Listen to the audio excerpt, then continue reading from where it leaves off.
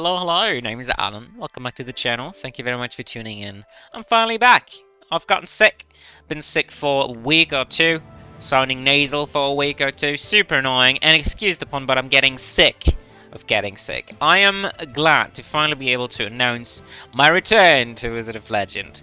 Thank God. I really wanted to play this game again. It has been weeks at this point of me not being able to play. I've been swamped with work as well. So without further ado, let's get right into it. Today I'm bringing you yet again another one of those special neat builds that are supposed to change up the core gameplay of this game. Today's build, I'd say, does that in a mediocre way. So let's say we have different levels. We have a slight way that barely affects the core gameplay, and today we have a more mediocre, a more medium way of changing things up. It's still the core gameplay in its very roots, but kind of shuffled around. So let's get right into it. Today's build is called Have Your Cake and Eat It Too.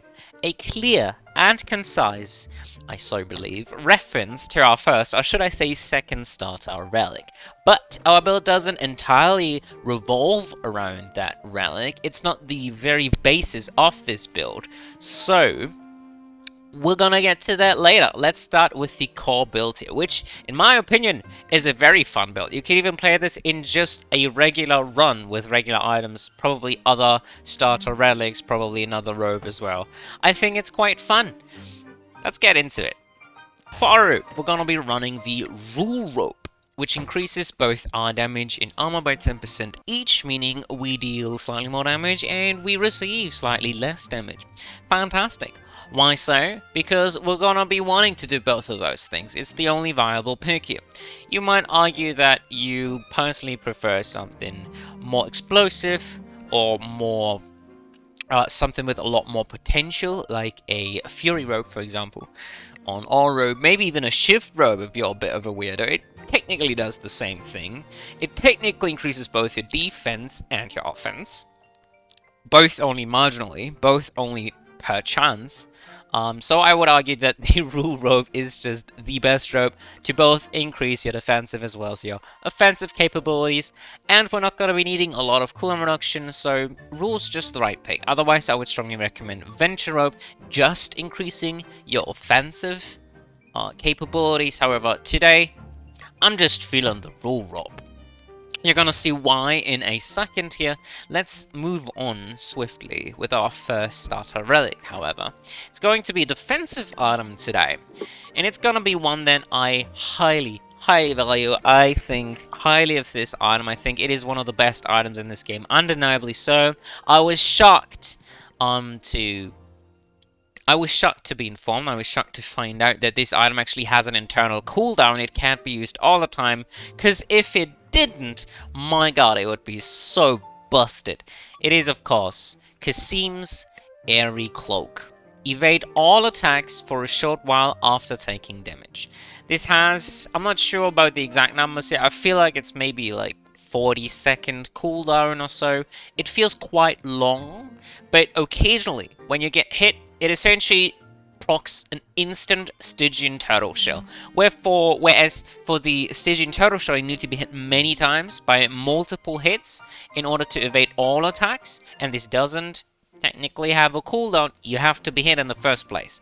And if you only have a handful of HP and every hit does like 30 damage plus, by golly, you really don't want to find yourself in a situation where you have to rely on a Stygian Turtle Shell. Instead, Cassim's procs on the first hit, so you only have to be hit once, and every other consecutive hit, no matter how large the damage that would have been dealt to you, will be evaded. And it has quite a long duration. This is pretty damn close to an item that would be granting you extra iframes after being hit. Extra invincibility, literal invincibility. You don't get stun locked or anything either. You're just hit by the first hit, and everything after you can kindly ignore, at least for a few seconds. It feels like maybe a 2-second duration or so. It's really good as a defensive option. Easily one of the best items in the game, period. Not just defensive items. No, all of them. It's so freaking good. I love it. to Death and Beyond because this allows for you to be incredibly aggressive into bosses. You can go absolutely ham in the middle of their attacks. You can walk towards them and be like, no, I'm the boss now. Cower in fear. I am here to finish you off. You just eat one of the smaller hits or even one of the larger ones, ignore the rest, and go ham while you're doing it. It's fantastic. We are running this in order to combine it with generally the build ID here, which we will get to soon enough. We want to balance out offensive and defensive capabilities. Since Arcana naturally are rather rarely defensive of a defensive nature, we're gonna need some extra defense here, and we can only really achieve that using our Robe slot and our first starter relic, which is what we're gonna be doing using these items. I think by itself, this is an incredibly overpowered combination already. Though to be honest, Rule Robe isn't as overpowered as it gets. If you already have guaranteed evasion after the first hit, every now and so on, I strongly recommend just commanding that with the highest possible damage output. Something like a Fury Robe, a Venture Robe, or even a Crit Robe like the All Robe. But we're not gonna be after that. Yes, we are going to try and make absolutely reckless, brain-dead plays where we just walk up to bosses and slap them while they are casting meteors from above. But that's not gonna be the main focus, so let's move on here to our Arcana. We have a bunch of very, very strong Arcana. All of these are fantastic. Damage-wise, they are great. So, you can look forward to a very strong build today, which I know I don't do a lot. I am aware. I like building janky stuff, but today is a huge difference. As I said, you can run this build entirely individually, separately from a curse starter relic or a run modifier, if you want to think of them as that. For our basic, we're going to be running Flame Strike, one of the most busted basic Arcana in this game. I absolutely love this. This is a charged Arcana, typically in a 3-hit fashion, so it applies to smaller hits, and then on the third, i.e. the charged hit, it deals a lot more damage. Not sure whether it's double or quadruple the damage or whatever the numbers here are. We will see in a second. Also has an additional effect, has additional range, or width in this case, but also range. It's just so fantastic. Let's read the upgrade first. When enhanced, the final blast burns enemies and destroys projectiles. This is a huge cleave in front of your character model, so destroying large varieties of projectiles while also killing all enemies with this at the same time is quite common. And in that, it is very similar to a signature. Yes, a signature, an upgraded signature ability. I believe it's called Flame Breath. This essentially does the same thing when enhanced. But the unenhanced version, which is already quite strong, does this. It's melee range, but it has quite the coverage. it can essentially be used effectively as a cleave ability. You just get into a corner or against a wall, let enemies group up in front of you, walk towards you, and then you keep them stunned like so. Look at that damage. Oh my god. The signature charge generation on the final hit here as well. That's a huge jump in signature bar. It's very, very good. We're going to be using it mainly as a crowd control tool, but also as a main damage tool here. Since it is also a charged ability, it can be enhanced, especially with gloves. That's the Chrono Glove, for example, that charged abilities charge faster, or generally that basic Arcana can be used faster, like the Evening Gloves. It can be enhanced using candies, as they proc on basic Arcana use, even though that's not going to be super efficient, since we have to charge it every time. Tapping it doesn't do a lot. The damage is a little meager, especially when compared to the charged Final Blast. The damage is nothing to scoff at, don't get me wrong. It's quite good, even when tapping. It is way, way above average, in my book anyway. But when you have a Final Boss that does like quadruple the damage, really? I just gotta tap it for that candy? Really? Nah, we're not gonna be doing that. So, this is a basic Arcana of quite impeccable strength, can be enhanced and taken into various different situations and perspectives, yada yada yada. You get it. This is incredibly strong. Let's move on to our next incredibly strong ability. It's gonna be Spike Track, the highest damage output dash in this game. This thing is ridiculously good. I love it. I love it, love it, love it. I just don't use it a lot. I'm not a huge fan of damage-heavy dashes. I much more prefer utility or crump control. But if you really like damage, if you're into damage, and you have never tried this, what are you doing? Do it. You have to do it. It's very, very good. Spike track. It's essentially a line skill shot, so in front of the character, i.e. the direction that you're dashing into, it will cast a bunch of spikes from the ground, like a line skill shot, and then deals heavy, heavy damage to all enemies hit. It is rather narrow on the base version, and when enhanced, it doesn't get any wider either, so that's kind of hard to hit if you're not into line skill shots. Like, I'd say most of us, I don't think a lot of people can hit a line skill shots reliably so, and I definitely count myself as one of them. I can't do it well at all, so enemies have to be really tightly grouped up if you want to use this as an execute ability, or as a crowd control ability, or as like extra damage chugging it in between attacks. So just keep that in mind. The enhanced version, however, does double the length of this. It's just insane. Everything about this is insane. Look at the damage. Did you see that? Not sure you did. Not sure you did. Pay attention to the damage numbers. What was that? 39? 38? I'm kind of blind right now. Let's watch that again. Let's try and crit again. 39. Crits for what, like 50 plus damage? This is a dash, by the way. Keep that in mind. It's a dash. This can be given multiple charges. It starts off with only one charge, unfortunately. It would be easily one of the most busted abilities in the entirety of the game if it had multiple right at the get-go. So, make of that what you will. You can probably make a build just using this, given an extra dash charges, with boots that give it, the Boots of Frenzy, for example, I believe they're called, give it 99 charges, enhance it right at the get-go with the greased boots, and so on and so forth. This is such a good ability. We're going to be using it as a damage ability, as an execute ability, as a finisher to regular enemies, to larger enemies that are knockback resistant, because this just deals a huge chunk of damage to the health bar, to the already large or mediocre health bars. So stompers are going to be primary target of this, but also the big beefy black guys, whatever the hell they may be called. I always call them that. You probably understand simply by that description who I am referring to. And, of course, we're going to be using it, or trying to use it, at least, to execute bosses. And just, you know, shave them, as we say. Just entirely shave away their health bar. It's going to be fantastic. I'm very much looking forward to this. This is not a mandatory upgrade, however, Spike Check, as it only doubles the length of this skill shot. Yes, it allows you to technically hit a lot more enemies, but it's a line skill shot, and most enemies don't group up in a line. And then usually they are like right in front of you and not super far away, so why would you need that length in the first place?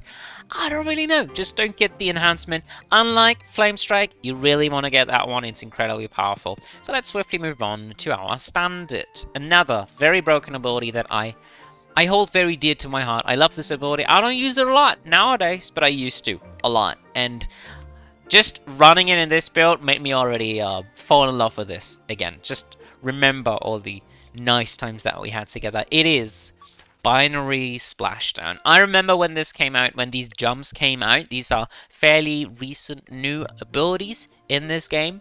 I absolutely fell in love with it. This saved so many runs. This allowed for me to be so aggressive and direct and so much more versatile in what I do. It's a jump, meaning this is, as you can tell by the signs of the ability, it's a movement ability. It's like an AoE or CC ability, whatever the hell that second sign means. It's not really relevant in my book. And it's melee ability. So this can be enhanced with things that enhance all your melee abilities, or your movement abilities, or both. It's fantastic. It's so freaking good. And then it's also a jump, meaning that you jump forward in some kind of way, as we will see in a second here.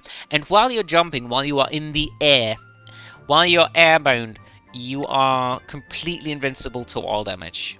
It's ridiculously good. It can be used both as offense and defense, both at the same time as well, because you can just jump through attacks, ignore everything, while also killing enemies with the target, the impact of this ability. So it looks like so. You just launch yourself forward, essentially. It's really, really good. Just look at that. It has a huge AoE where you land, and an even larger knockback, one of the largest in the entirety of the game. It kind of sucks, that knockback, I'm gonna be honest. You wouldn't really typically want enemies to be split across an entire room. You like them to be grouped up so you can use abilities like this one and just kill them in a hit or two. It deals fantastic damage too. Just look at that. Oh my god. It's comparable to Spike Track with its damage numbers, but it's AoE and it's not in a line. It's in a huge circle. This can be... It's incredibly hard missing an ability like this. It's so freaking easy. The hitbox is large. It's massive. And when enhanced, my god, I love this enhancement. It's one of my favorites in the entirety of the game. In fact, it's so good, I would never recommend picking up the base version. Just get the enhancement right away, whenever you can. It's so good. It's a must equip. You need to find this enhancement right away. If you don't, just reset the run. Splashdown creates additional water bursts. So when you land, this is the initial water burst, and then essentially you shoot kind of omnidirectional 4 additional bubbles, I believe it is, that explode around you in a similar fashion to just essentially, effectively deal double the damage in a much larger area, an even larger area. It just feels so good. The sound design is amazing. It looks stunning. I strongly recommend you pick it up, you try it out, give it a go. This is so good. It may not be one of the strongest jumps damage-wise or just speed-wise, how quick this is to be used and how easily you can dodge things with it while also connecting your hits, but it certainly is one of the most stunning looking, beautiful abilities in this game. It's so versatile, such fun. Binary Splashdown, this is for you.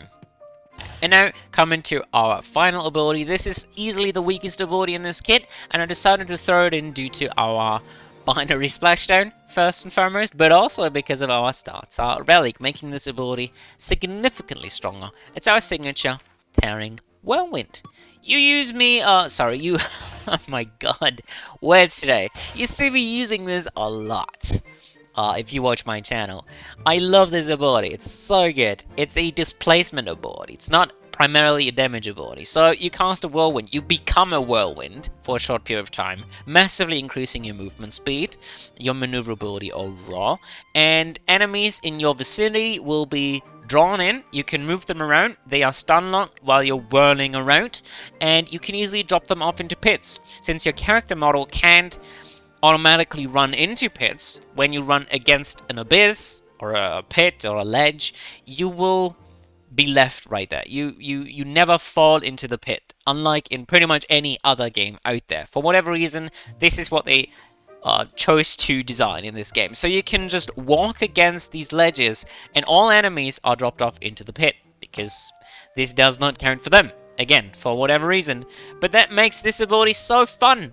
It's the pit killer. It's the pit killer. This is how I know it. This is how I got to know it. This is why it interested me in the first place. This is the reason, first and foremost, I ever decided to try out this ability and fell in love with it as a direct result. It's just such fun. It barely deals any damage as a result. It's more of a utility ability to climb up enemies, other than that, or to move around faster, or to just shove them into pits, left, right, and center.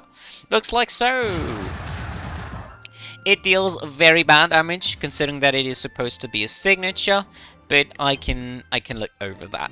We already increased its damage using the rule rope, keep that in mind, so the damage usually is even more pathetic. Now, when used as a signature, this is quite a complex ability. Essentially, you cast for the a bunch of whirlwinds that you can redirect. Oh no, sorry. I'm an idiot. I mixed it up with something else entirely. No, you just become a big, strong whirlwind, drawing essentially an entire screen in, and dealing slightly more damage. Looking a lot more impressive, but effectively not exactly dealing a lot more damage. 151 per target. That is quite pathetic for a signature. Usually, your average signature has to deal like 200 damage plus per signature ability use. More preferably something like 250 damage plus if you actually want to have a very good signature. The best in the game easily do 300, 400 or even 500 damage per cast. This is nothing. Not even 200 damage. This is less than a spike track. No, obviously kidding. It's fun. It's fun. We're not going to be focusing on the signature a lot though, so I'm not going to be presenting any alternatives to make that work better here. Now, I believe one reason we are running this, besides for crowd control, for the obvious grouping enemies up, as I mentioned, or just dropping them off wherever I want to, and then finishing them off with a flame strike or a spike track. This helps with casting all of our abilities. Let's take, as an example, the flame strike. Let's start with that. Just do this, walk out of it, and boom, you got a bunch of enemies grouped up, and you can finish them off with a flame strike, charge in, back up your signature, or you can do this, walk away, and then spike track through the enemies to finish them off, and then combo with your flame strike, for example. Or you can straight up just binary splashdown, and then group them back up so you can finish them off. You can finish them off with your other abilities shortly after. So it's just a combo piece to this build, mainly to our other three, which I would consider main abilities here. We just happen to run it as our signature, as Binary Splashdown unfortunately does not have a signature version. I would absolutely run the fuck out of that one otherwise. Now, luckily, due to this being our signature and coming enhanced right at the get-go, we move and spin a lot faster, dealing more damage. We don't care about that damage part, but we are a lot faster, which is nice. We easily keep the enemy stun line, and it has quite a great range around your character model as well. So it's really hard to miss this ability. It is easy, however, to misuse it. When you do use the signature, however, that's one thing I feel like mentioning, maybe, potentially, for the future run here. You do destroy projectiles, which the base version of this Whirlwind or Tornado, whatever you want to call it, cannot do. Keep that in mind. When you're whirling around and there's a projectile coming your way, it will fly right through the tornado and cancel you. Like an angry Twitter mom. It's quite annoying in that regard. Now, with all these beautiful, gorgeous, fun, and versatile, diverse abilities out of the way, let's get into the second starter relic. This might take a couple tries, we shall see. No, we got it first try, of course. It is the Pie of 5 Fruits. All players and enemies are now immune to elemental status effects and deal extra damage. Now, if you've never played this game, you might not know that it's kinda hard in this game to find abilities that don't apply status effects. Take our Flame Strike as an example. The base version doesn't, but when enhanced, it burns enemies. That's a status effect. Burn, poison, shock, slowing an enemy. And it's quite annoying to play without this. Some abilities are entirely based around status effects, so a lot of abilities you pretty much cannot use with this. Or they just are absolutely horrendous picks. Why are we picking Flame Strike? Because we don't care a lot about the burn. The base damage this deals and the control it guarantees, and then also the projectile destruction capabilities, the potential projectile destruction capabilities that this can accommodate for are fantastic, and that's the main reason we are going to be running this. Every other ability we are running does not apply status effects here, so we don't really care about that at all. These are just generally abilities that already deal a shit ton of damage, are quite versatile, easy to use, and have a large coverage. Tearing Whirlwind gets a lot better with this and additional damage ups. Why so? Because increasing our base damage by 20% plus the Robe, so 30% increased base damage, is huge, even for an ability as weak as Tearing Whirlwind, and it quickly stacks up with other damage ups, other straight up base damage ups.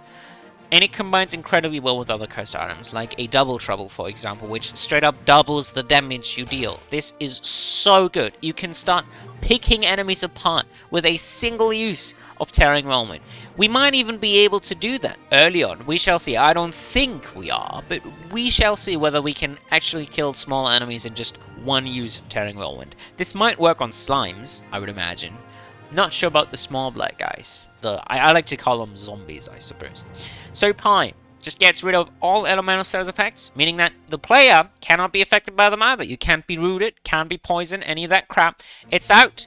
This effectively makes the game a lot easier if you are experienced. If you get hit a lot, especially by attacks that otherwise wouldn't even apply status effects. There are not a lot of attacks or traps in the game that apply status ailments to you, the player. So this doesn't... It may sound huge to you, but it's not. Effectively, it's not really a huge deal. It's kind of hard to be hit by a status effect in the first place. You would have to be hit by something really threatening as well. Something like a toxic trap, or like a rude ability from an earthen ranger, for example. Like in the fire dungeon, for example, this barely does anything. It barely affects your core gameplay. While in the ice dungeon or the earth dungeon, with much more threatening, much more lethal status effects, literally holding you in place and allowing for enemies to burst you down, this has a much greater impact. It's kind of 50-50 on, right? It does change up your gameplay a fair bit, but only depending on what dungeons you get and what level you currently are on. Against bosses, this is fantastic. Just imagine this into Freya. I mean, Freya is really the only one that I can come up with, but also Atlas. You can just walk through the poison puddles. You don't care much about being poisoned for like 10 seconds, not being able to cast abilities in the meantime. You can just walk right through, but keep in mind that they also deal 20% more damage to you. Which is where the Robe and our first starter relic come in, so these just keep us alive for a much greater distance covered. I am hoping that today we're going to be able to bring home a run win. However, I haven't played for a while, so I'm going to stay realistic here and say that it is uncertain. We shall see. I do like this item a lot. I think it can make a lot of builds viable. It can also eradicate entire builds. Archetypes like status effect builds, any build that uses abilities that rely on status effects, applying them, or just that entirely rely on status effects to deal damage and do things in the first place. Pretty much a lot of poison abilities, a lot of fire abilities, a lot of them burn. Pretty much like every second one or so. It's quite ridiculous, but most of them still deal pretty good damage even without the burn. Just keep that in mind that it does this. I know 20% increased damage dealt and received damage dealt. It's big. Yeah, it's memorable, but the status effects, they might be easily forgettable. Just keep that in mind when you assemble a build, so you don't accidentally build something that certainly ain't gonna work very well. Without further ado, let's move on to the build specifics. I almost forgot about that part. Woof! Caught myself. Starting with the intended build playstyle. So, I can't talk today, man. What is it with me? What is it? Starting with the intended build playstyle. How are we gonna be playing this build? We're gonna be very offensive with our abilities, but try to be efficient. Try to not spam the abilities. We're not gonna be needing to do that when we deal so much increased damage. We can pretty much finish enemies off right away. Shouldn't be hard at all. However, we have to really try to not be hit, especially to not be stun-locked, as that might result in an instantaneous death. We really cannot afford being hit by any rogues whatsoever. They can easily move you into a corner. They can alternate between attacks. Say there are two rogues coming at you and they alternate their attacks. So first exhibit A attacks, then exhibit B attacks, and then they just keep alternating in between. You're dead. You are dead in seconds, in like a second or two, in fact, if they crit, if they actually already deal high damage, because you got items like double, trouble, and so on and so forth. So this is really rough. You have to be very defensive. Sometimes, depends on the situation. If there is something that could potentially pose a threat, that could potentially one-shot you, pay much attention to it. Much more than you usually would. Keep in mind that status effects are out of the game, so you don't really have to pay so much attention to elemental enemies. You can pretty much disrespect them wherever, whenever, which is fantastic. Just tearing Whirlwind them and then tear them up, quite literally. Just pick them apart. It's great.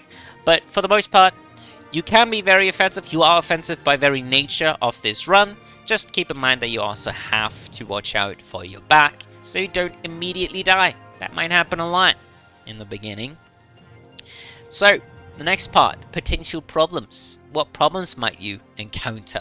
In terms of bosses, I'd say there is nobody to really worry about here. I wouldn't be too concerned. Maybe a little bit about the Thunder Twins as they summon additional entities during the fight, and they can be a little dodgy to fight sometimes. You can't be incredibly aggressive there. They like to teleport around the players and away from the player, and then zone you away from them, and so on and so forth. So those are a little bit annoying. We also don't exactly have abilities that are very strong there. Binary is weak there. Spike Track is strong there, but it's a dash. I don't know. I would probably dodge the Thunder Twins if I had to recommend someone here. I don't think Wind Dungeon, for example, is a huge issue. Yeah, sure, Shu is definitely annoying, but he's always annoying, regardless of what build you play. You just receive more damage against Shu. Keep that in mind. Don't get hit too much, you might just die in a one-hit combo. Same against Freya, even though you can't be frozen, recognize when you're hit, recognize when you're standing inside of her ultimate, for example. Walk out of it, otherwise you're just gonna die like an idiot. She can probably still stun lock you, even when you're not frozen. Even if you're not frozen by the projectiles of her ultimate, I'm pretty sure she's still gonna stun lock you, effectively freezing you in place, rendering you unable to react in time. Keep in mind to watch your Cassim's Airy Cloak as well, because that has to be active for you to be super aggressive, otherwise you're just plainly risking dying right away. It has quite a long cooldown. It will glow like this right now. Well, it's not actually glowing. It will just look like this right now. When it's active, I believe. It's kind of hard to tell. And then when you actually get hit, it will glow up slightly, and then it will move back to this coloring and go on cooldown. I believe there's a sound cue playing when it comes back off cooldown, so try and pay attention to that. I know it's kind of hard, I never really do, but we're gonna have to at least a little bit in this run. Other than that, I don't think there are many issues. Evasion, as I was going to say, is not really a huge deal. And other than that, there are not really any dungeon mechanics here you should be afraid of, per se. Anything that hits often or once, but really hard, you generally, as a tip, want to dodge, want to avoid, want to eliminate right away. Something like a mage or a summoner, as a mini-boss, for example, isn't really a huge deal. You don't care a lot about those. They only hit very infrequently, and they don't hit very hard. They do, like, mediocre damage, the definition of mediocre damage, and enhancing that damage dealt to you doesn't really put a dent into you. So you can pretty much ignore those. Other than that, just avoid everything that hits fast, that hits frequently, or that hits very, very hard. So yeah, moving on to my final section. Recommended items and Arcana. In terms of items, there's a lot you can build. Anything increasing your base damage, in turn allowing for you to just one-shot everything in the game. It's fantastic. You love it. Whether it be crit chance, whether it be candies, whether it be gloves, whether it be cooldown reduction for your spike check or your binary splashdown, for example, whether it be bunny ears because they work with binary splashdown, whether it be a captain's ring. We're using 4 different elements here. There are just so many things in this game that you can use. Even stones, even sprites, fairies, pixies, whatever you want to call them. Any and everything that increases your damage is going to be helpful in this one. Crit chance especially, because you already deal very, very high base damage, and making that just crit is retarded. It is incredibly strong. You can easily one-shot even bosses, and by one-shot, of course, I mean one cycle, probably. So cycling through all of your abilities once you've acquired very high damage numbers, combining that with very high crit chance, very high crit damage, something like a Dice of the Nemesis, for example, or an Assassin's Dagger to straight up just massively ramp up that crit damage dealt is gonna be very handy in just straight up one-cycling bosses. It is so freaking strong. Very much looking forward to that. In terms of Arcana, you want to have any and everything helping you out. More extra jumps, so you can combine that with bunny ears, but also for more defense and offense. More versatility, i.e. are fantastic. Just the regular, very high burst damage abilities are very, very good. Something like a Bolt Claymore, an Explosive Fireball, because they literally one-shot everything they hit at this point. And then other defensive things. Tearing Whirlwind I would consider as utility, but it is quite a defensive ability. It allows you to move around quickly and dodge abilities in a nimble way. Now you're looking for more of those kinds of abilities. Something that blocks or destroys projectiles is great. Something that, like a permafrost bulwark or the magnetic aura. I can't really think of the name right now. The lightning aura that makes projectiles essentially bounce off of you. That allow you to literally do whatever you want against certain bosses or certain attacks are fantastic. You love that. Everything that makes you better at the game. Anything that allows for you to not have to pay so much attention to not being hit, to being very defensive, and so on and so forth, is fantastic. Anything that makes your life a lot easier and a lot more fun is great. So whatever you consider these abilities to be, there are a lot. Just keep in mind that status effects are off the charts. You can't go with your regular, I'm just gonna root a bunch of enemies, or I'm gonna trap them in an engulfing little Vulcan abilities. So like any trap ability, any crowd control ability, just doesn't really work here. Unless you're using them for damage only, but then again, what are you doing? Just get a better ability. So you do want to buy abilities, but only those that you consider personally worth it. And to me, you know what it is.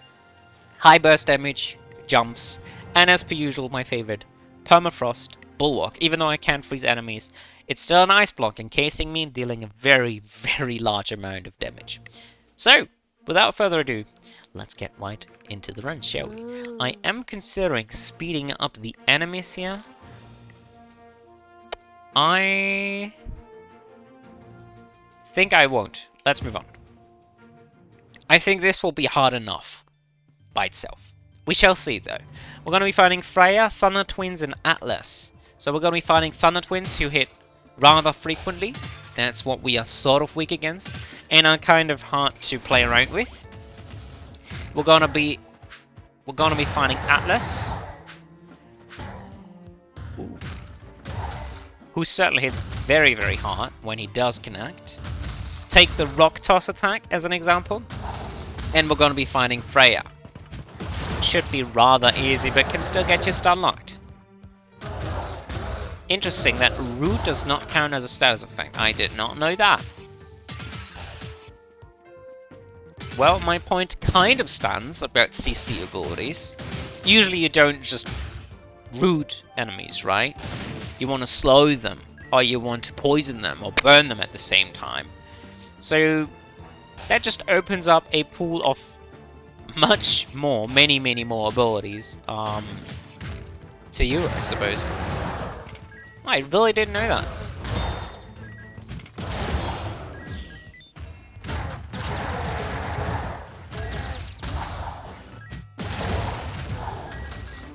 Oh, wow.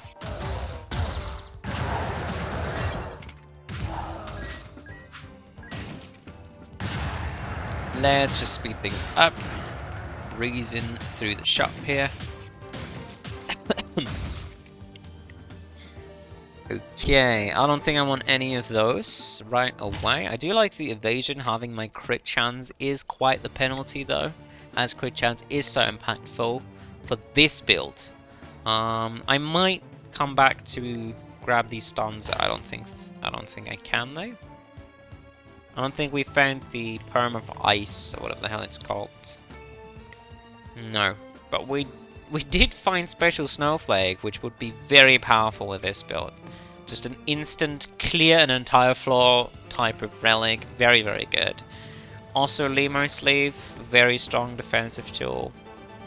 I do like the snowflake. I think this is so freaking overpowered with this build because the extra damage should apply to this as well.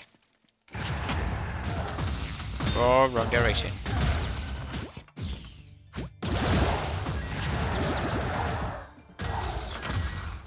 Okay. Pardon my sloppiness. I just haven't played for quite some time.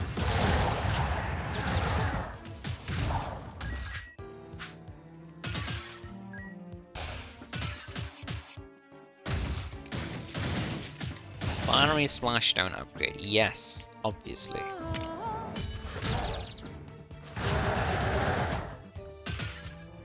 Just look at this beauty. Search for. Okay, we don't really have a lot of gold, Still not very sure what I want to pick from here. I definitely want to pick something. So if I can't pick the stanza, I'm going to be picking the Gladius, I think. Cruel Chest Clock is pretty darn nifty. I'm not sure yet.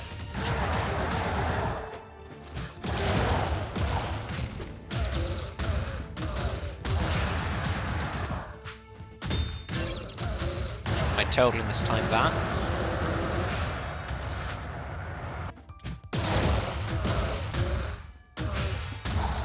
I am so not used to using charge-based abilities anymore.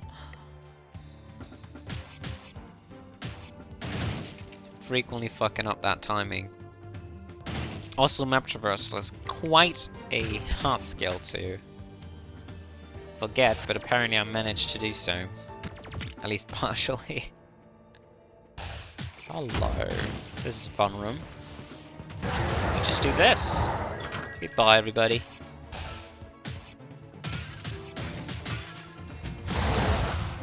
Alright, pay attention to the barrels.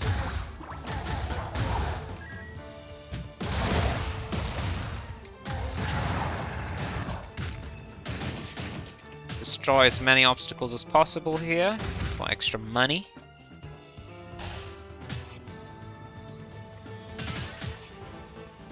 As we are quite broke right now. Oh god. I used to despise this room.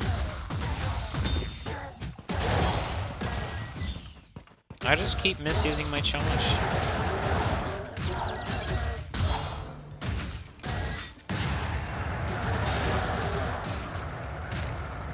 Who's missing?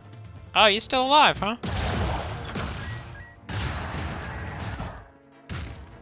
Wouldn't want to jump in there with a binary, as you don't have iframes.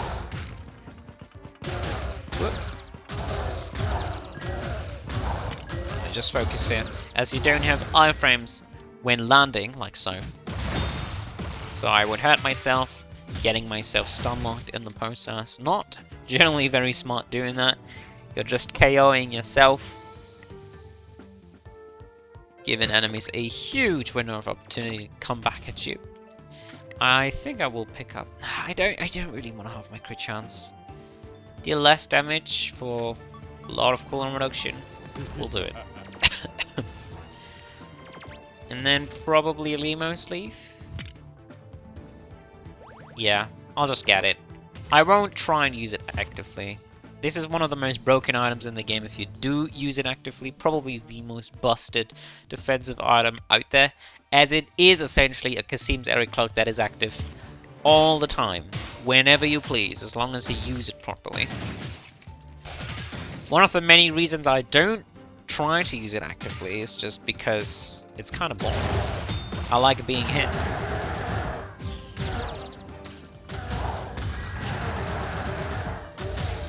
The gameplay becomes very stale when you can't be hit, when you can't be damaged anymore. I don't like that a lot. I like being able to die. I do value that quite a lot. Okay, yeah, I didn't realize there was a statue in my way.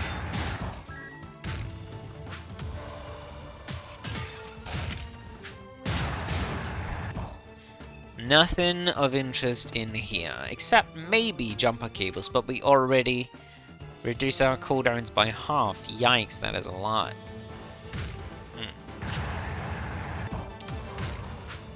Jumper cables will be quite fantastic, as they reduce the cooldowns of our Spike Track, our Binary Splashdown, and our Tearing Whirlwind, which, yeah, that would have been a great substitute for cooldown reduction, but we already got the Chest Clock, which is supposed to be much stronger.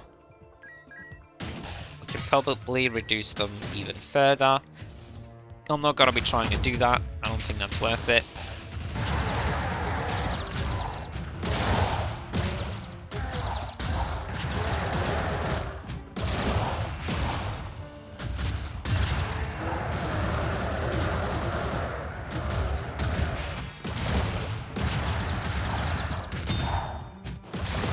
Don't really care about taking damage here. They're barely dealing any damage to us anyway. Let's just move on. drag out that signature till the last second and then use it. Got some extra damage here on the archers in this case. There's a shot. Oh, never mind, it's a trap. Tiny ass trap room, huh? Pop one, who will then prop the snowflake, killing off the other one. It's quite simple if you think about it.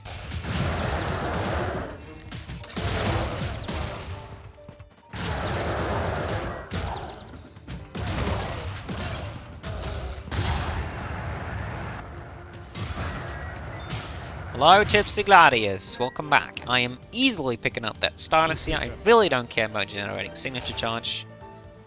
The Horned Halo alternatively would have been a nice pickup, but I don't really intend to die at any point. I don't think that's very realistic, considering how much damage I deal.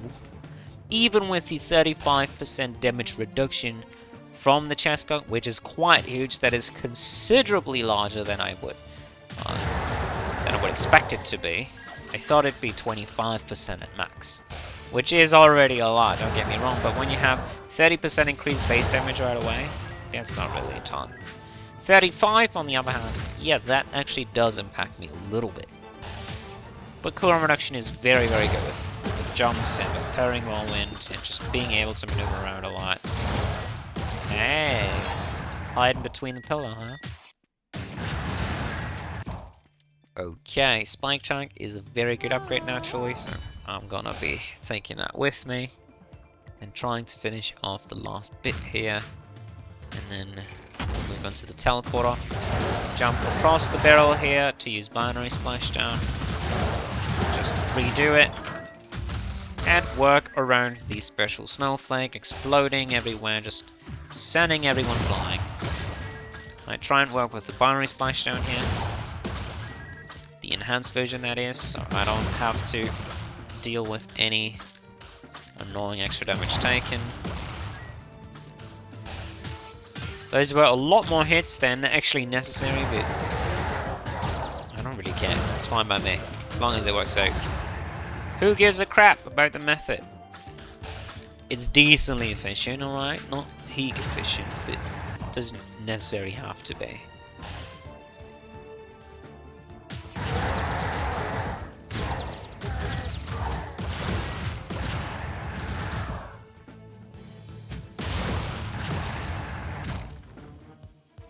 Alright. Anything missing? I don't really care about any of those. I've already grabbed my cursed item. I have already grabbed these upgrades, so let's move on swiftly to our friend Freya, the Frost Queen. Gosh, I love this. Such a fun dungeon. Great fight. Big fan of Freya. Big fan of eyes, generally. And then using water abilities in this game, don't even get me started. They are fantastic.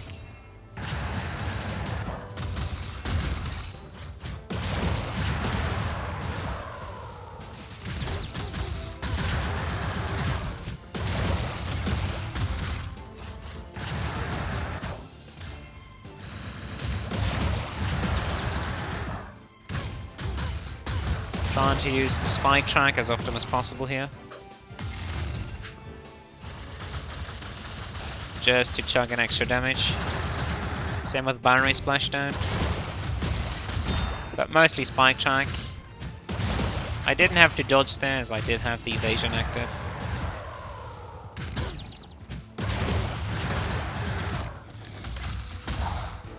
Mostly Spike Track as binary splashdown isn't effective against Freya.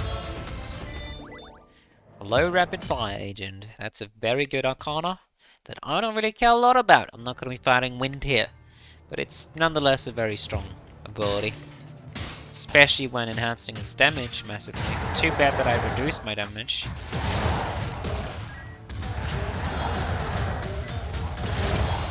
Lightning is a bit of a bummer. It means binary is going to be very weak here.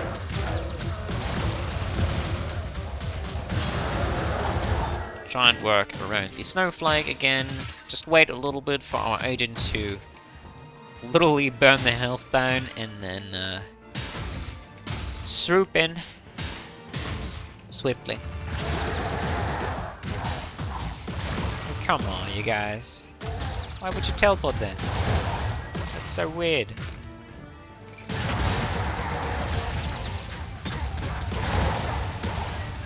I'm gonna try to work against the walls here. For no particular reason, I just feel like jumping into a crowded room with binary splashdown isn't exactly a great idea. So instead, I'm trying to make it move against a wall. And then the fall off from the enhanced part of the ability should stun lock a bunch of enemies. There's no way to do that here, so here we're gonna have to mostly work with our other abilities. Can't really use a binary here. Don't really have to. Our health pool screams brilliant. Oh yeah, Snowflake is great. Just focus on squishy enemies, clump them up along with a bunch of heavy enemies. And you got yourself a party. Everything's just starting to pop the second one of them dies. Okay, sweet upgrade. Upgrades for everyone.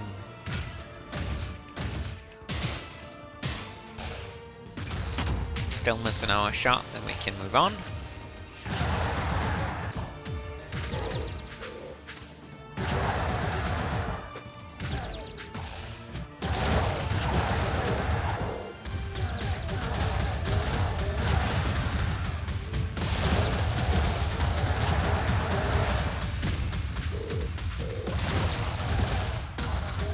Jump over the attacks, but still try and stun lock the boss.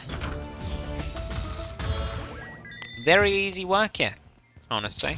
Don't have to comment on too many things, I don't think.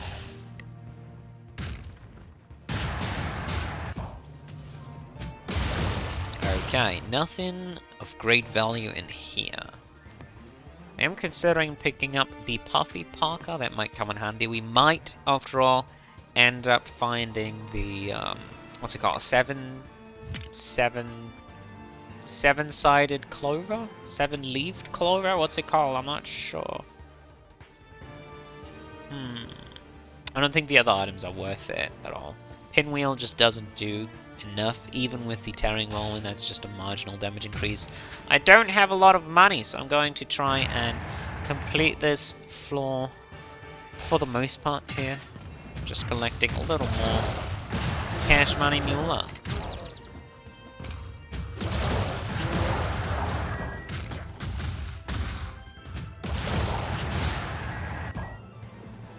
That's not a lot of money, but it's a little extra, so I can afford an item there. I'm not sure I want to buy an item. I don't think I honestly do.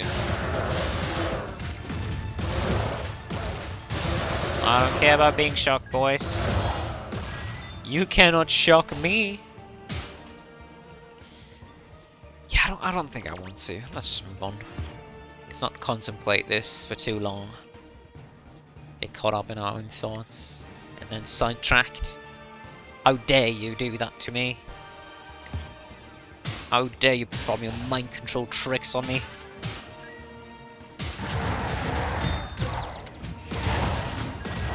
Thanks for the Cassim's proc. It's been a while.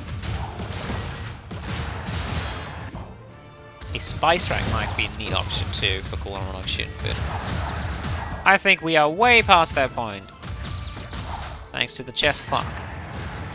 Not the greatest of pickups, but how could I have known? Cooldown reduction is just a damage up, or was a damage up for the moment. Now it's a bit of a deficit.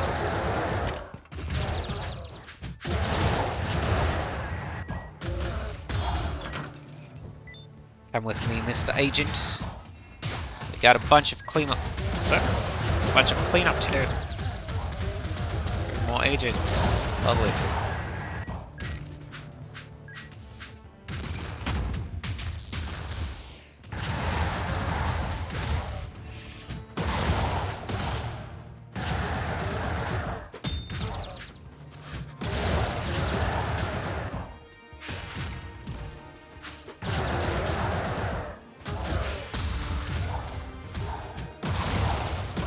Come on, you.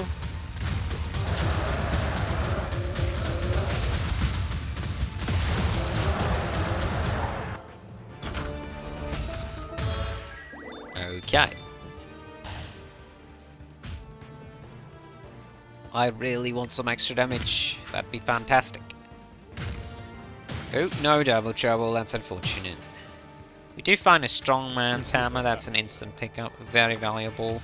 It's not a huge damage up here, as we are already on 2-2, so there are not too many enemies left to slay. To collect their souls off, but... Whoop.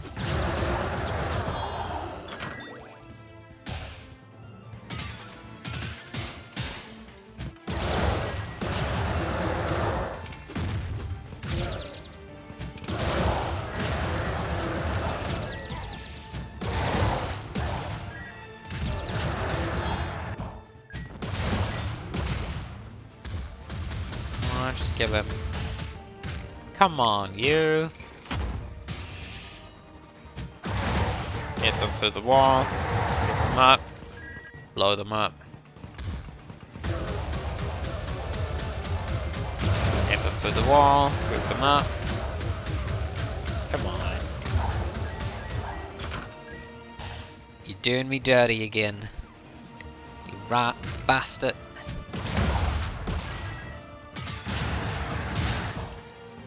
Okay, we find bunny ears, that's some nice damage up. Family seal, that's unfortunately a little late, but what can you do? Carrot cake isn't super impactful, I don't really care a lot about that. Let's return to spawn here quickly. I don't really care about the Arcana still, let's actually move on instead. I got everything upgraded, I don't need additional Arcana here. I mean, that'd be fine, but... I'm really gonna go through the troubles of finishing off that floor, trying to look for the Arcana still. Nah, ain't nobody got time for that.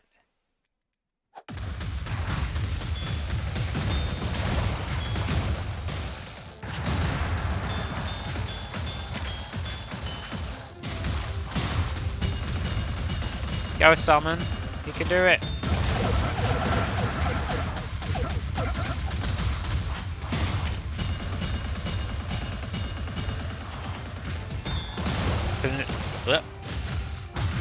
Got to position in a way so that I can use Spike Track when they are done with their attack.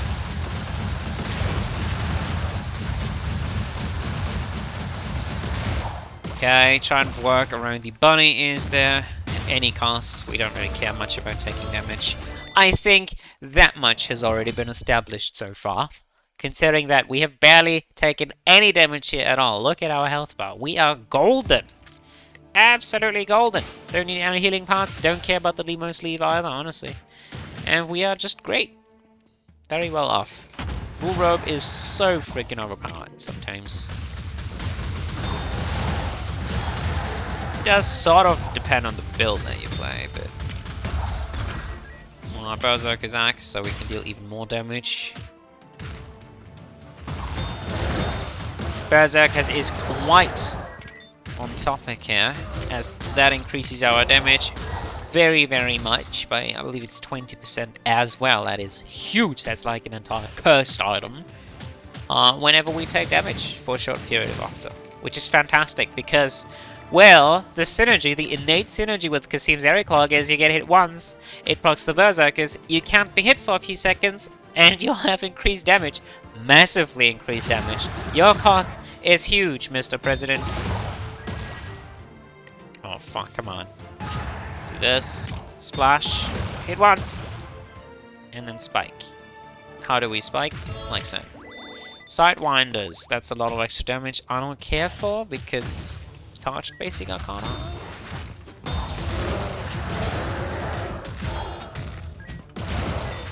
Oh, just look at that damage dealt. Isn't it great? Don't you just love it?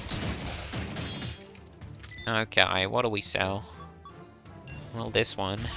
And the Sidewinders, absolutely, that's not very useful at all. It is extra damage, but I really, really don't care about using my basic Arcana at this point. I just like smashing everything to pieces with my huge Badonka-donk. The cooldown reduction combined with the bunny ears, the Cassim's combined with the Berserker's Axe. Man, it's great.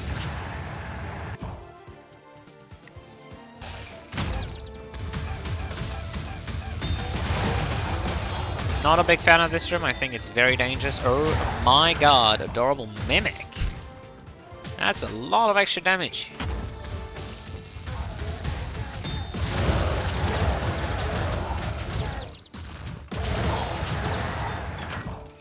I just don't really have anything to sell. I just kind of did that, you know. Keep in mind, poison puddles are worthless to both us and them.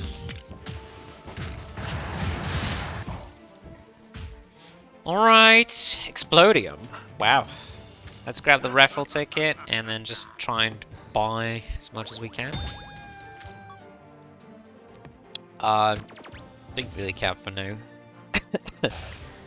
Now, if you're strategic and you're struggling to stay alive, buy strategically. Don't buy fucking Chaos Visor when you really can't use it. Instead, you should have bought the Poppy Parker though. But again, I really don't care. I don't think I'm gonna die. I think that's very unlikely. So I'm just gonna buy whatever. As quickly as possible, as many items as possible. And then after finishing off the mini-boss to this area, I'm simply gonna stuff everything into my cutesy adorable mimic and then have a bunch of extra damage for free. It's not for free, but what do you need this money for? We have way too much money.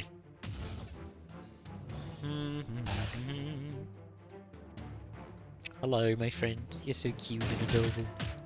Can't wait for you. Well, let's do this. Spam a bunch of agents. We do want to kill off the ranger as well as the rogue.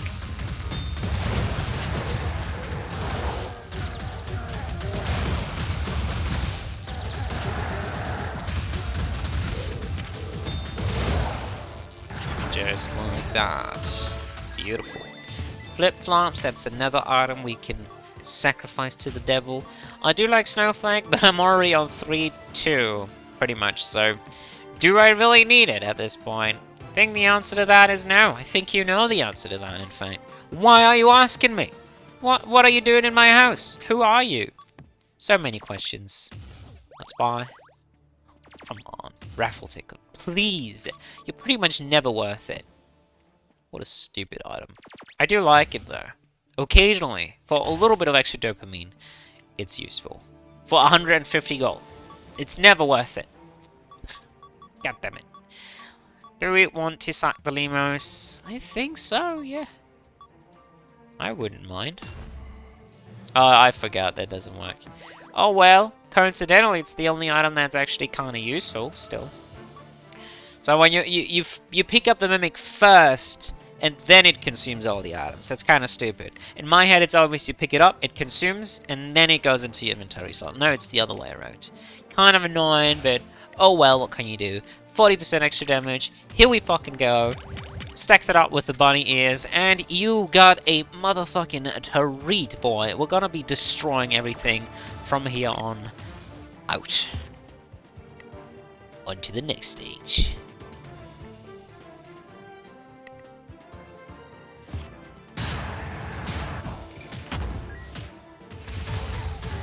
Just stay right here, let the pinballs do the rest. I don't think I'm gonna be needing any money.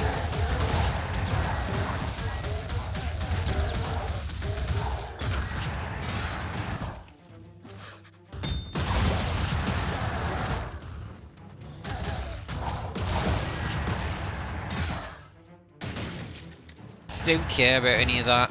Let's just move on. Where's Sora? Where's my boy?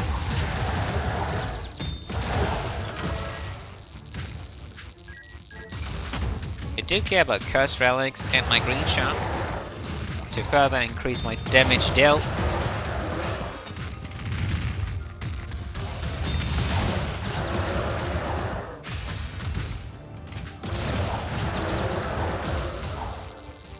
Alright. Let us seek out Nox.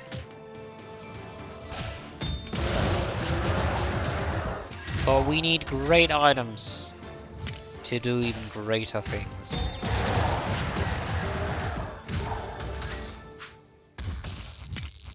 pop these and move on. Shoot them into some sort of pit and move on.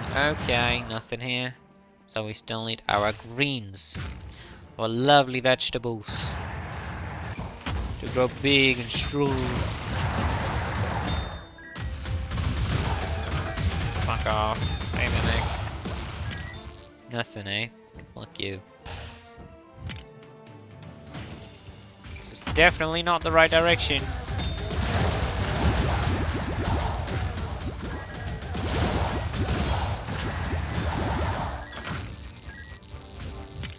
Or maybe it is. Oh, yep, it was indeed. Captain's Ring, huge damage up. Friendship Bracelet, that's a tiny damage up of, I believe, 5%. Increased damage and move speed has boosted effects when you're with a true friend. That we really don't care about. Kinda sucks that we don't have friends, but I mean, you can't expect that much, right? 5% extra damage up for 100 gold. Count me in, boy! Yeah, that's fun. Not sure I want the hourglass, I don't think so. I might want this. Increase the max number. Okay, it's just max number. In that case, moving on. Keep a bit of money for that final shop. And the healing pot? I don't think we're going to be needing the latter, but we shall see. Let's go, bunny boys. Let's fuck them up. Big Daddy Atlas. Throwing around with rocks. What are you, a 7-year-old?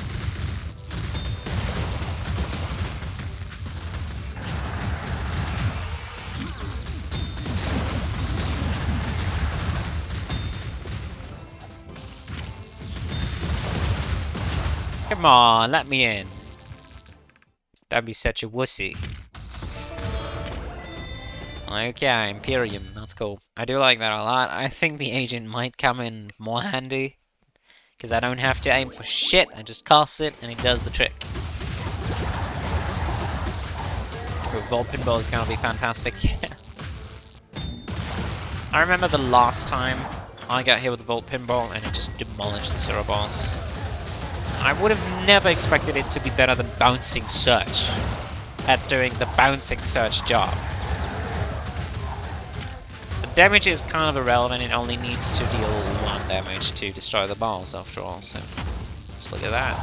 Yeah, look at it. Admire it! This is what I did for you! Come on. There you go. More gems. Finally back up to a reasonable number of gems. Extra damage ups for everybody. Wow, Fiery Paintbrush is really nice. Let's grab the Tiara instead.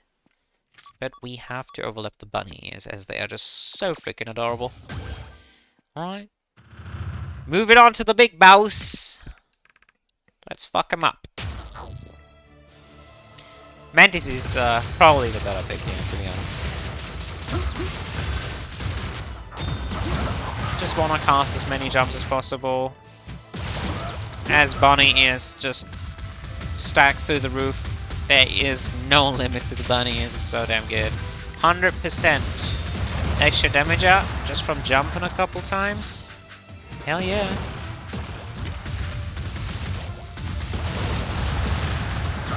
Look at that damage. And that's it. Didn't even scratch me. My god, what a build. Woo! If you are good enough at this game, I dare even say that Pie of the 5 Fruits is just a free 20% extra damage up cursed item. All of those are not necessarily bad things. You can't discard it, as it is a cursed item, but you get extra damage off of having cursed items if you find the Curse Eater items, for example. So, how is that ever supposed to be negative? Why would I ever want to discard it?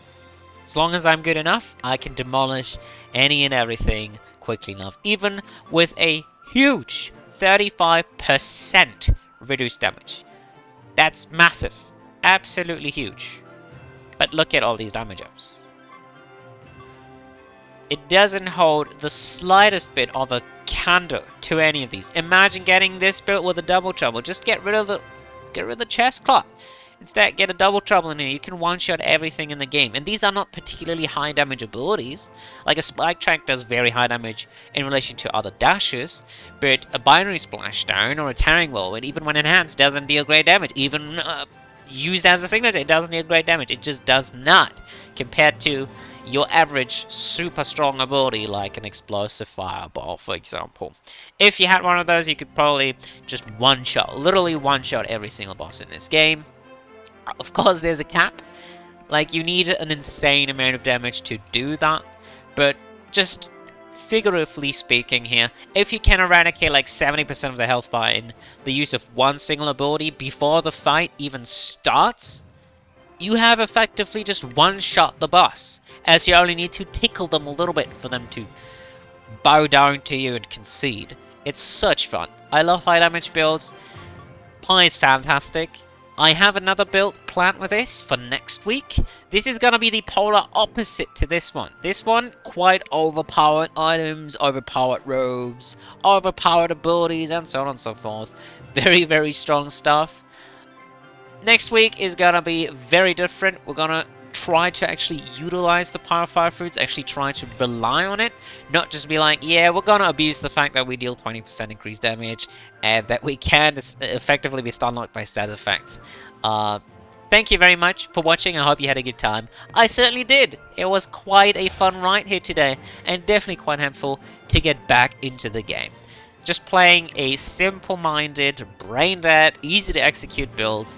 Generally, that is also quite fun to use and build around with, because you can do so many things with it. Is always a fun experience to me personally. So thank you very much for staying with me along this ride. And you know how it is. Until next time, I wish you all a good morning, a good day, or a good night. And bye-bye.